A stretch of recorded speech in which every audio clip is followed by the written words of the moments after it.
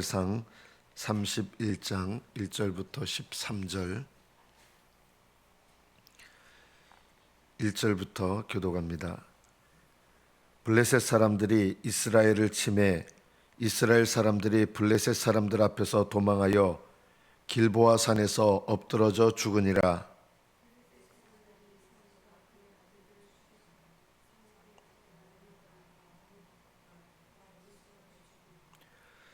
사울이 패전함에 활 쏘는 자가 따라잡으니 사울이 그 활 쏘는 자에게 중상을 입은지라.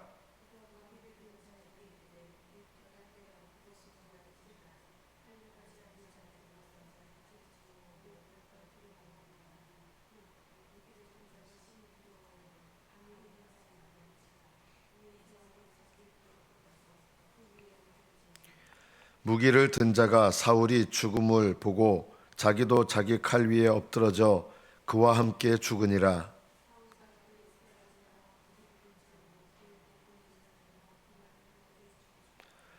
골짜기 저쪽에 있는 이스라엘 사람과 요단 건너 쪽에 있는 자들이 이스라엘 사람들이 도망한 것과 사울과 그의 아들들이 죽었음을 보고 성읍들을 버리고 도망하며 블레셋 사람들이 이르러 거기에서 사니라.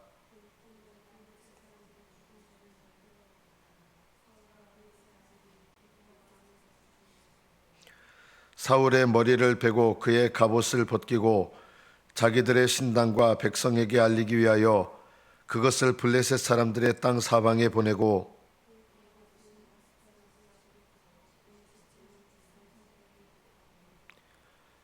길앗 야베스 주민들이 블레셋 사람들이 사울에게 행한 일을 듣고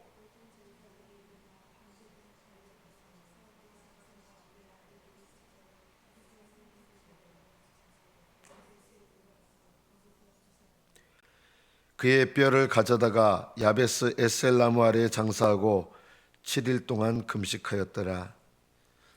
여기까지 받들어 읽겠습니다.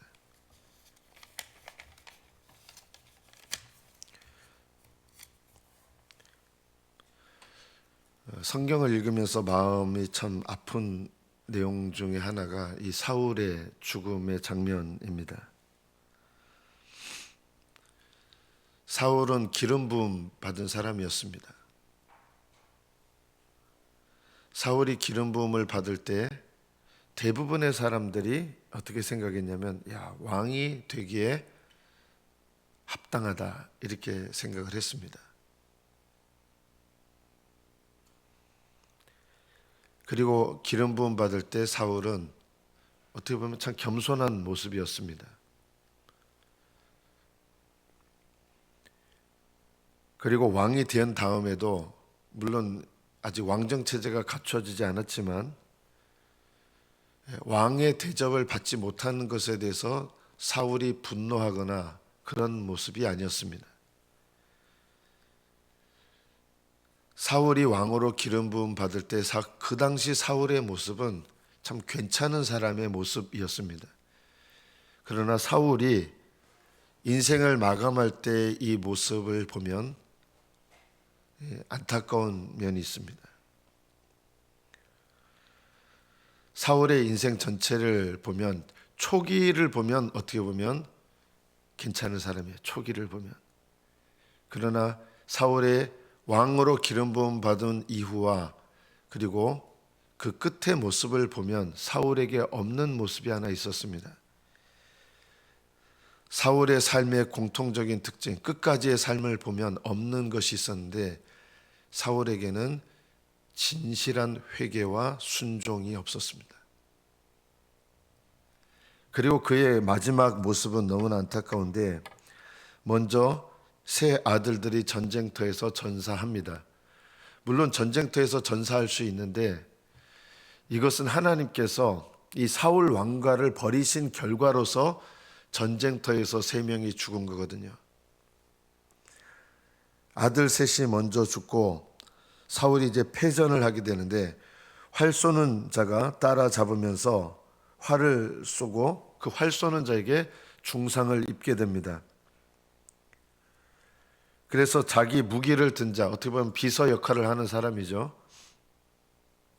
네 칼을 빼서 그것으로 나를 찌르라 이렇게 했는데, 왜냐하면 블레셋 사람들한테 사로잡히면 온갖 수치를 당하다가 죽게 될 것이기 때문에 그렇게 죽는 것을 원하지 않았던 거예요. 그래서 그렇게 죽기 전에 네가 먼저 나를 찔러 죽여라 하고 얘기를 했는데, 감히 자기 주군을 배제를 못하는 거예요. 그래서 주저하니까 자기 칼을 이제 땅에다 이렇게 놓고 손으로 붙잡았겠죠.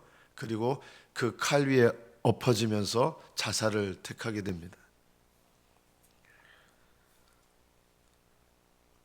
저는 이제 자살에 관해서 쓴 책들을 몇 권 읽어봤습니다. 어떤 분들은 너무 온정적으로 자살을 다룹니다.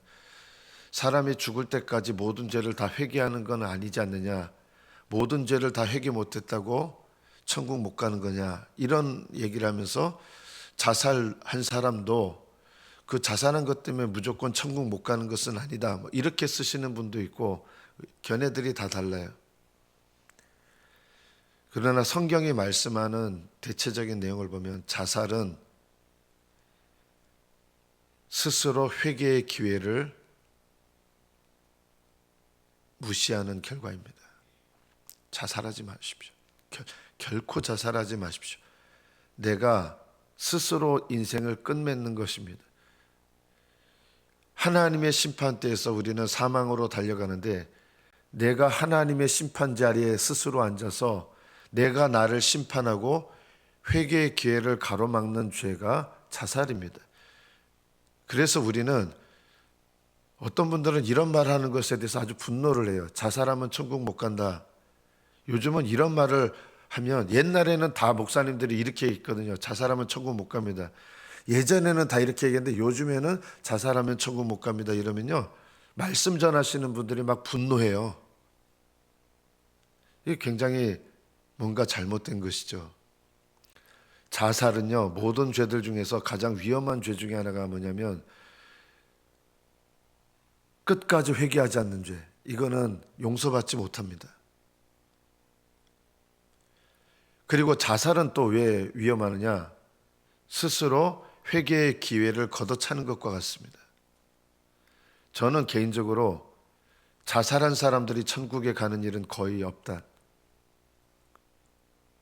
정말 특별한 경우를 제외하고는, 특별한 경우라는 건 제가 얘기하지 않겠습니다. 자살한 사람이 천국에 가는 일은 없다. 사울은 이런 말과 같습니다. 예수님을 믿으나 예수님을 따르지 않는 것. 좀 모순되는 말이잖아요. 예수님을 믿는데 예수님을 따르지 않는 사람. 예수님을 따르지 않는 것은 믿음이 없는 것입니다.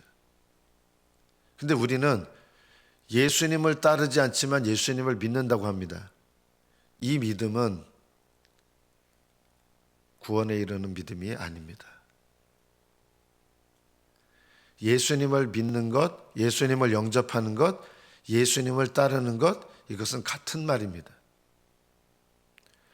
주님께서 우리에게 말씀하신 내용 중에 그 나무로 열매를 아는 게 아니라 반대입니다. 성경이 말씀하는 것은 그 나무로, 싹으로 그 나무를 안다, 이런 말씀 없어요. 근데 우리는 성경 말씀을 오늘날 바꿨습니다. 어떻게 바꾸느냐? 열매로 나무를 안다 그러셨는데, 열매를 가지고 나무를 판단해라. 그 나무가 좋은 나무인지 나쁜 나무인지. 좋은 나무면 좋은 열매를 맺는다. 그 나무가 좋은 나무라고 해서 좋은 열매를 판단하는 게 아니라 그 나무가 맺은 열매를 보고 그 나무를 판단하는 것이다. 그 나무가 싹이 이쁘네 하고 그 열매를 판단하는 것이 아니라 그 열매를 가지고 그 싹과 열매를 판단하라는 것입니다. 이것이 성경의 진리입니다. 오늘날은 거꾸로 됐습니다. 그 싹으로 열매를 판단하라는 것입니다. 오늘날 실제로 그렇습니다. 싹으로 열매를 판단하라. 이게 뭔지 아십니까? 예수님을 영접했다면 그 다음의 삶이 예수님을 따르는 삶이 아니라도 구원받았다는 걸 확신하십시오. 이것은 성경에 없는 말입니다. 이게 오늘날 교회에서 마치 성경적인 진리처럼 가르칩니다. 예수님을 영접했다면 이건 싹이 나는 거예요. 예수님을 영접했다면 그 다음에 합당한 열매가 없어도 영접한 사람은 구원받습니다. 이거는요, 성경의 진리와 전혀 동떨어진 이야기입니다. 그 싹이 올바른 싹인가를 분별하는 것은 그 싹이 자라서 나무가 되고 그 나무가 어떤 열매를 맺는가, 그 열매를 가지고 그 싹과 나무의 진정성을 판단하라고 한 것입니다. 이 세상에는 두 가지 문밖에 없습니다. 천국으로 인도하는 좁은 길, 좁은 문이 있고, 천국으로 인도하는 것 같지만 지옥으로 인도하는 넓은 문, 넓은 길이 있습니다. 예수님께서는 구원받는 자가 적다라고 하셨습니다. 왜냐하면 좁은 문, 좁은 길로 가는 사람들이 적기 때문입니다. 그럼 왜 좁은 문과 좁은 길로 가는 사람이 적은가? 그 길을 발견하기가 어렵기 때문입니다. 이게 너무 좁아서 잘 안 보입니다. 가기가 힘들어서만이 그런 게 아니라 발견하기가 힘듭니다. 그럼 왜 발견하기가 힘든가? 이유가 있습니다. 좁은 문을 발견하는 것은 누가 발견하게 되느냐?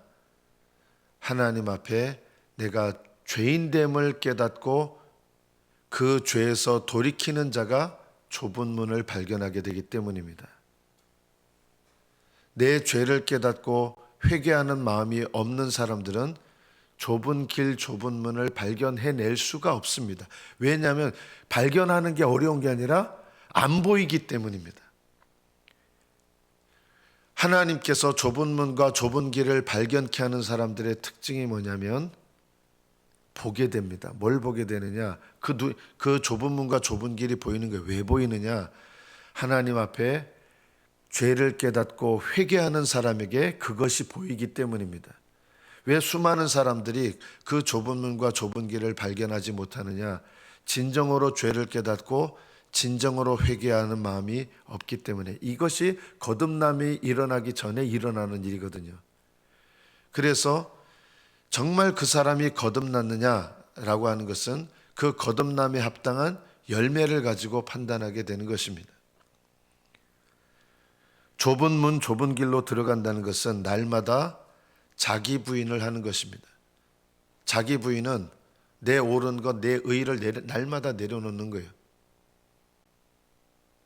하나님 앞에 자기 부인한다는 것은 내가 옳다고 스스로 생각하는 거 날마다 내려놓고 나는 날마다 십자가를 의지할 죄인이라는 것을 깨닫는 겁니다. 그리고 십자가를 의지하고 그리고 주님을 따르는 것입니다. 이것이 좁은 문과 좁은 길입니다. 좁은 문은 발견하기도 어렵고 실제로 걸어가기도 어렵습니다. 사울은 인생의 맨 마지막을 보면 자살로 마감했습니다.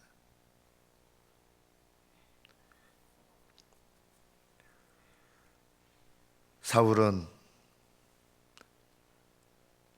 구원받은 것 같지만 구원받지 못한 사람들의 전형적인 모습입니다. 사울의 삶을 통틀어서 보면 진정한 회개와 진정한 순종이 없습니다.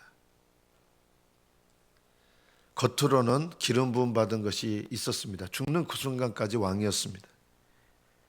그러나 그것이 사울을 구원하는 것은 결코 아닙니다. 구원하는 일에 있어서 직분은 전혀 무관합니다. 이것을 꼭 기억하십시오. 구원받는 일에 있어서 직분은 전혀 무관합니다. 구원받는 데 있어서 가장 중요한 것은 믿음입니다. 그런데 어떤 믿음이냐?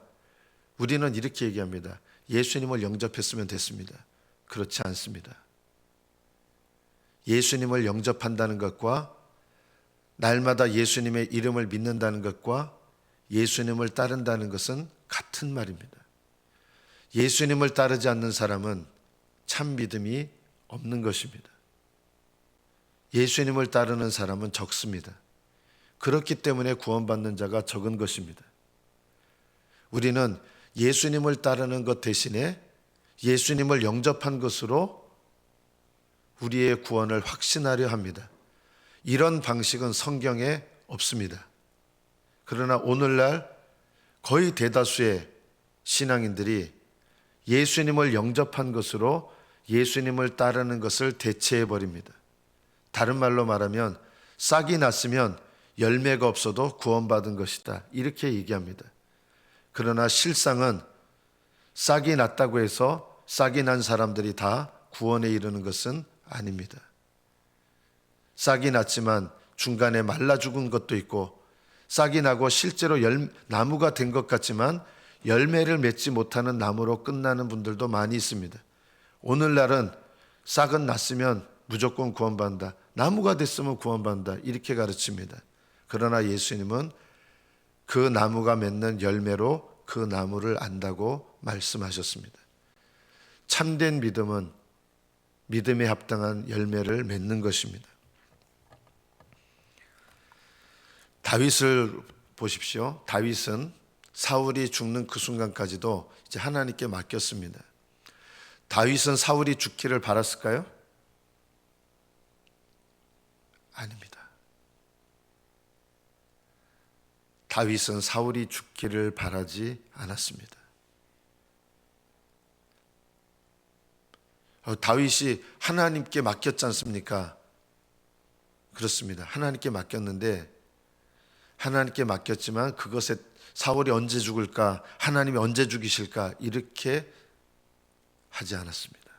하나님께 맡긴다고 하는 것은 하나님께서 어떻게 하시든지 하나님의 때와 하나님의 방법에 맡기고, 다윗은 여전히 사울의 충성된 신하의 모습으로 살았습니다. 많은 분들이 이렇습니다. 하나님께 맡긴다고 하면서 하나님 왜 빨리 안 죽이세요? 하나님 빨리 죽이셔야 될 거 아니에요, 사울을.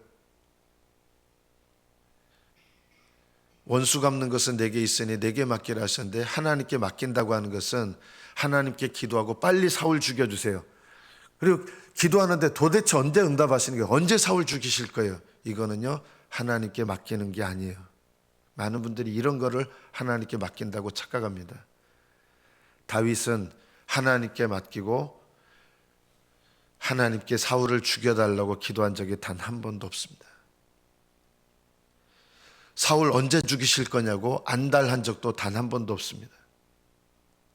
정작 사울이 죽었을 때 다윗은 진심으로 슬퍼하고 애통하며 울었습니다.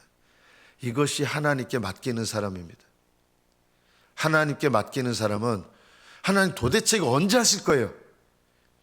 이렇게 하지 않습니다. 누군가 나를 해코지를 해요. 하나님께 맡긴다고 하면서 하나님 저 인간 좀 쳐주세요. 이거는 하나님께 맡기는 것이 아닙니다. 하나님을 이용해 먹는 것이죠. 하나님께 맡긴다고 하는 것은 하나님께서 어떤 때 어떤 방법으로 하시든지 하나님의 선하신 뜻 가운데 하나님께 의지하고 하나님 앞에 나는 그것을 맡기고 올바른 믿음의 태도로 살아가는 것을 말합니다. 한나는 하나님께 맡기고 언제 애를 주실 거예요? 이렇게 하지 않았습니다. 하나님께 맡기고 그 다음부터는 얼굴에 근심이 없었습니다. 이게 맡기는 겁니다. 하나님이 허락하시든 허락하지 않으시든 그것은 하나님께 속한 일이고, 하나님께 맡긴 다음에는 내 모든 삶 속에서 더 이상 염려하지 않고 감사하면서 사는 것입니다. 이게 하나님께 맡기는 겁니다. 한나가 하나님 아들 주세요 해놓고 하나님께 맡긴다고 해놓고 아들 주시는 게 없어요. 도대체 언제 주실 거예요? 이거는 맡기는 게 아닙니다. 하나님께 맡긴다고 하는 것은 하나님께 기도하고 하나님께서 어떻게 응답하시든지 내 주어진 삶 속에서 범사에 감사하는 것입니다. 범사에 주님을 따르는 것입니다. 이게 맡기는 것입니다. 많은 그리스도인들이 하나님께 맡긴다고 하면서 하나님을 조정합니다. 내가 기도했으니까 이렇게 해달라고, 빨리 해달라고. 우리가 오늘 본문 마지막에 길앗 야베스 주민들을 살펴볼 필요가 있습니다. 사울이 죽었을 때 길앗 야베스 주민들은 밤새 가서 목이 잘린 상태에서 벳산 성벽에다 못 박았어요. 매달아 놨어요. 길랏 야베스 주민들은 밤새 가서 그 시체를 가져와서 정중하게 장사 지냅니다. 왜냐하면 이 길랏 야베스 사람들은 사울이 처음 왕이 되었을 때 사울이 목숨 걸고 구원해 주었던 백성들이 길랏 사람들입니다. 길랏 야베스 사람들. 사울이 자기를 위해서 베풀었던 그 은혜를 기억하고 사울이 죽었을 때 사울을 정중하게 그 시체를 목숨 걸고 찾아와서 장사 지냈던 겁니다. 지금도 이제 살아계시지만 예전에 김진홍 목사님이라는 분이 계십니다. 이 분이 이제 목사님이셨는데 어떤 분이 이제 시골 마을에서 자살을 하신 거예요. 자살을 하셨는데 그 담임 목사님이 그 자살한 분의 시체를 장사 지내지 않은 거예요. 왜 그랬냐? 자살한 사람은 용서받지 못하는 사람이고 하나님께 저주받은 사람이기 때문에 나 그 사람 장사 못 지낸다 이런 거예요. 이거는요 대단히 잘못한 것이죠. 그래서 다른 교회 목사님이었는데 김진호 목사님이 이 자살하신 분 시체를 정중하게 염하고 직접 염하고 장사를 지내주었습니다. 여러분, 우리는 남들의 죄에 대해서 비난하거나 정죄할 자격이 없는 인생들입니다. 여러분 주변에 만약에 누군가 오늘 이 사월의 자살 부분인데 누가 자살해서 죽었어요. 그럼 여러분은 어떤 태도를 취하겠습니까? 돌아다니면서 그 사람은 자살해서 천국 못 갔어 이런 얘기 해야 됩니까? 여러분, 이것은요 대단히 불신앙적인 태도입니다. 믿는 사람은 어떻게 되는지 아십니까? 그 사람 자살했기 때문에 천국 못 갔어 이런 쓸데없는 말도 하지 마십시오. 이런 것이요 대단히 예의가 없는 겁니다. 어떻게 해야 되는지 아십니까? 그 자살한 사람 만약 자살했다면 정말 불쌍한 영혼이 된 거잖아요. 그리고 그 집에는 어떤 일이 일어난 거예요? 정말 불행하고 슬픈 일이 일어난 거잖아요. 그럼 어떻게 해야 됩니까? 위로해야 마땅하죠. 그런데 그 집에 찾아가서 예를 들어서 자살했기 때문에 천국 못 갔습니다 이런 얘기는 하고 있고, 여러분 이런 건요 기본적인 인간 이하의 수준인 거예요. 이건요 예수님을 믿는 사람들이 다른 사람의 죄에 대해서 하나님 앞에 얻어맞았다 저거 봐라, 그 사람이 실제로 하나님께 죄를 지어서 얻어맞았다 할지라도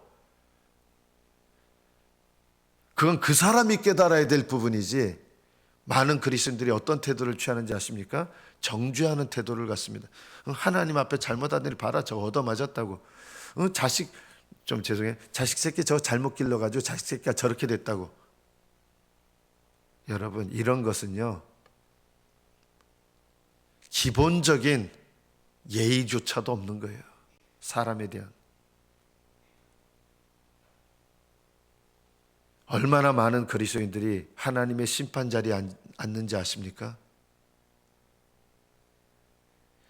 저렇게 죄 짓고 살더니 저런 일 당했다고. 여러분 그것은 그리스도인들이 취할 태도가 아닙니다. 오늘 본문에서 길랏 야베스 사람들은 자살하여 죽은 사울에 대해서 정중하게 그 시체를 가져다가 묻어주고 슬퍼하고 7일 동안 금식했습니다. 이것을 통해서 우리가 뭘 배워야 되는지 아십니까? 다른 사람들이 죄 때문에 하나님께 징계를 받아도 우리는 그거 봐라 잘됐다 고소하다 하나님 말 안 듣더니 저렇게 됐다 이런 말을 하시는 분들은요 올바른 믿음이 없는 분들이에요. 우리는 심지어 하나님의 징계로 다른 사람에게 불행한 일이 일어났을 때 어떻게 되느냐, 함께 아파하고 슬퍼하고 기도하고 중보하고 또 그 가족들이 있다면 같이 슬퍼하고 중보해줘야 마땅한 것입니다. 예수님 믿는 사람들이 얼마나 잔인한지 아십니까? 하나님 심판 자리에 앉아서 죄 짓더니 죽었다고, 하나님 말 안 듣더니 그거 보라고. 저는 그런 얘기들을 많이 들었습니다. 하나님께 안 맞다 저거 언젠가 저 얻어 터져가지고 죽을 거다 저거. 이게 얼마나 무슨 정죄요 저주입니까? 우리는 하나님 앞에서 이웃들을 향해서 긍휼함과 겸손함과 그리고 친절함으로 대해줄 줄 알아야 됩니다. 사울의 최후를 보면서 하나님께 끝까지 말 안 듣더니 자살로 인생 마감했구나. 우리는 사울이 우리 주변에서 이런 사람이 이렇게 죽었을 때 결코 이런 말을 해서는 안 되고 어때야 됩니까? 길르앗 야베스 사람들처럼 그 죽음에 슬퍼하고 애통하고 가족들을 위로하고 이것이 마땅한 것이죠. 다른 사람의 믿음에 대해서 판단하고 정죄하지 마십시오. 그러나 내 믿음에 대해서, 내 신앙의 길에서 나를 보고 나를 판단하고 하나님 앞에 내 길을 돌아봐야 될 책임이 있는 것이지, 우리는 남의 길을 보면서 얼마나 그렇게 자주 판단하고 나는 얼마나 올바릅니까? 나는 정죄할 자격이 있습니까? 우리 중에 그 어느 누구도 다른 사람의 길에 대해서 정죄할 자격이 없습니다.